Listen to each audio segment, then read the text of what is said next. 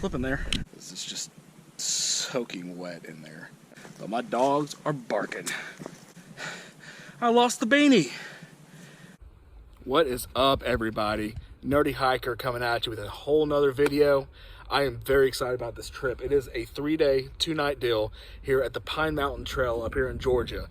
Very excited about this. This is a new trail for me, and I've got a ton of new gear that I'm going to be trying out. So it's really exciting. It's supposed to get about in the 20s, so it's going to get pretty cold, but I think I can make it. So I'm going to get this pack on, and we're going to hit the trail, guys. I am so excited. It's going to be a lot of fun. Just get that right on over. Okay. So yeah, that trip definitely didn't go quite as I thought it would.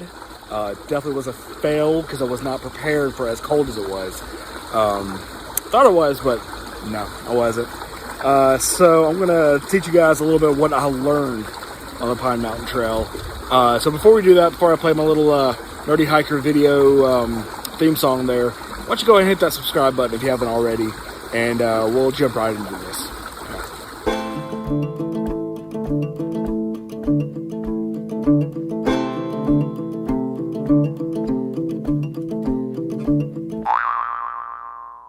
First of all, full disclosure, I'm still new to backpacking. I am learning a bunch of new stuff still. I mean, I've been camping my entire life, but I have been winter camping, but never winter backpacking. So I thought I was prepared, but I really wasn't. But first, let's kind of get into the start of this. So I had bought a bunch of new gear in preparation for this trip, and got a new quilt. I got a new sleeping pad, which was the Nemo Tensor Light, and so that was warmer than what I was sleeping on before, and the quilt I got was rated for 40 degrees, but I thought in conjunction of the clothes I was wearing, the pad, a few other things, I thought I would be comfortable. I'd gotten a new tent. It's by Alps Mountaineering. It's actually a pretty cool tent. It's the Coda 2. It's for 2 people, so that'll be come in handy whenever I take my wife out backpacking some more. So, but I got a good hike in to start. You know, the place is gorgeous, beautiful place. So many trees, lovely views, wildlife and everything. It's in the heart of Georgia. You know, it's just this gorgeous place, right there near the FDR, the FD Roosevelt State Park. Sorry, which is kind of actually fun little story. So when my wife and I got married, that's where we went for our honeymoon. You know, we didn't go to an island somewhere. We didn't go to a cruise or anything. We went to that state park and rented a cabin. And so 12 years later, I decided, hey, let's take a backpacking trip in the middle of February, in the middle of winter. So I thought I was prepared for that. So like I had first mentioned, I had been, winter backpacking a lot as a kid. And so I thought it'd be good. I thought I'd be ready.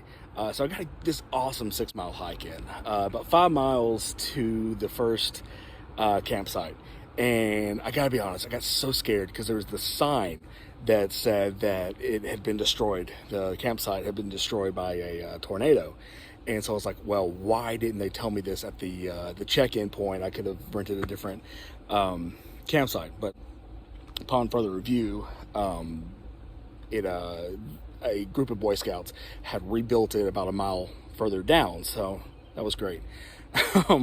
So good 6-mile hike in the day. I was feeling really good. I just had a little adrenaline going on. I was weak though. I was tired. I was getting hungry, but I just had that rush of adrenaline, that hiker's high, if you will. And when I got to the actual campsite, I got to tell you, it did not disappoint. The place was gorgeous. First of all, I had a stream that went right across the side of the campsite, so I had ample water. I mean, I didn't have to hike anywhere to go get water to refill. It was right there. Had a great little fire pit, plenty of trees, so if I ever wanted to come back again and hang a hammock, there it was. I could have I'll know for next time when I go in the warmer months that I can hang a hammock up, so that'd be great. So yeah, this gorgeous mountainside or cliffside, right, or more of a hillside really, right next to it for some protection and stuff. And so it was this great I can't talk, this great place.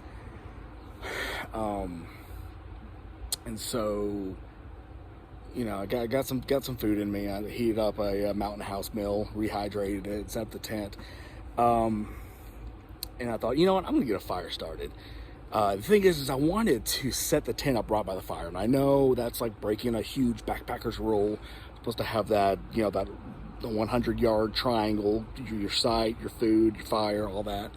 But I was thinking maybe if I could be right next to the fire, I'd stay nice and warm, have an all-night logger going. Plus, I had lost my beanie halfway on the trail. In fact, let me just show you that clip real quickly. Okay. Started getting a little warm just from a slipping there. Started getting a little warm, you know, my blood pumping and everything. Started getting a little heated, so I took my beanie off. So now I've only got my bandana. I'm sorry, guys. I am at a loss for words. You know, I'd switch it out for a bandana. But here's the thing. I lost the beanie. And that was my favorite beanie. I had it for years. Kept my head nice and toasty, and now it's gone. Stuck it in my hip belt pocket, but, well, that's a lie. I actually tied it to my hip belt, and just somehow it worked its way loose. I didn't even notice. Hiked about a mile back and still didn't see it, so apparently it probably fell off as soon as I put it on my hip belt, but it's gone now. That sucks. It's awful. It's my favorite beanie, or toboggan, or sock hat, or whatever you want to call it. Now I learned, well, first of all, I learned I should have put it in my backpack. But also,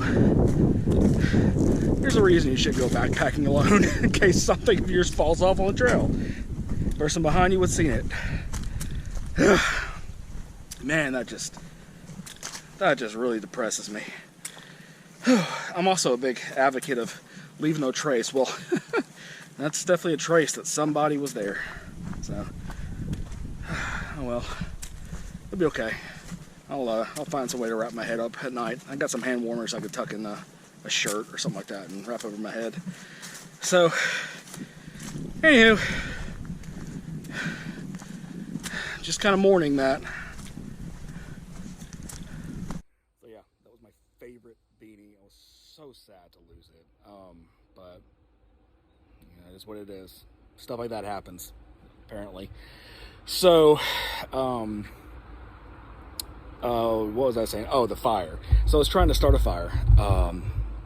And the bed of this fire pit was just wet, soaking wet.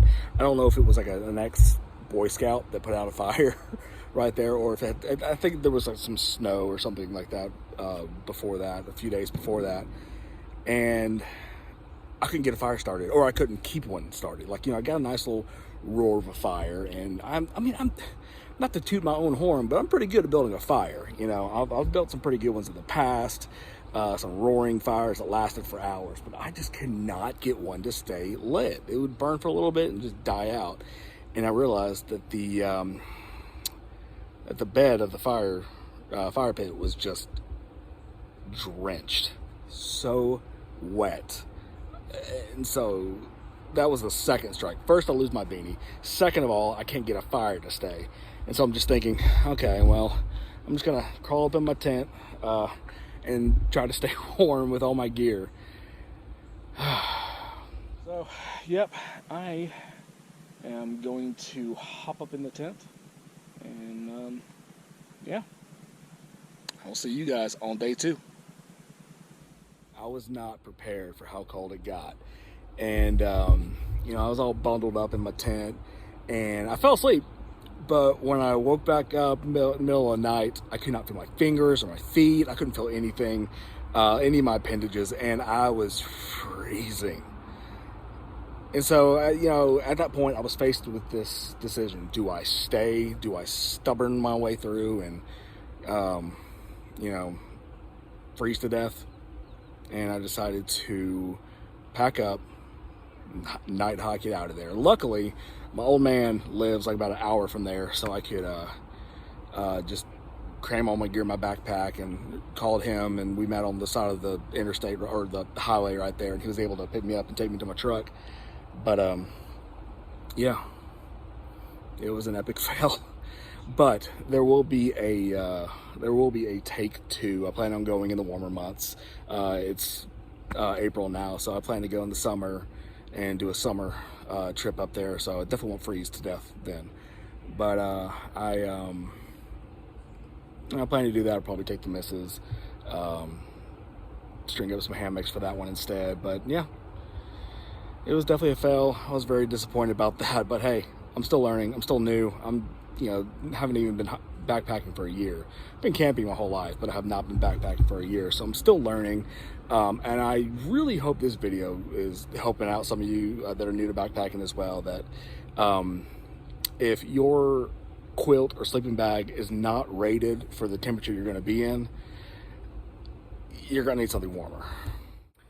And that's where the benefit of Amazon comes in, or really any place to shop for gear. But you go to those reviews, and those, like the reviews where the people will buy the equipment, and you'll see what the temperature rating is, the R value per se for the pads and everything.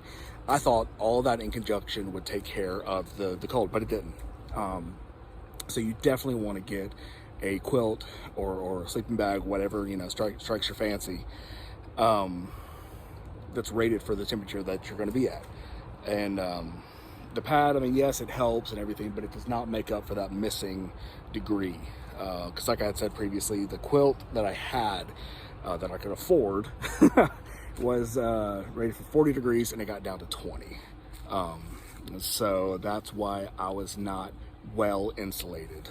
The clothes didn't make up for it. The fact that I was in a tent away from the wind, that didn't make up for it. So be better.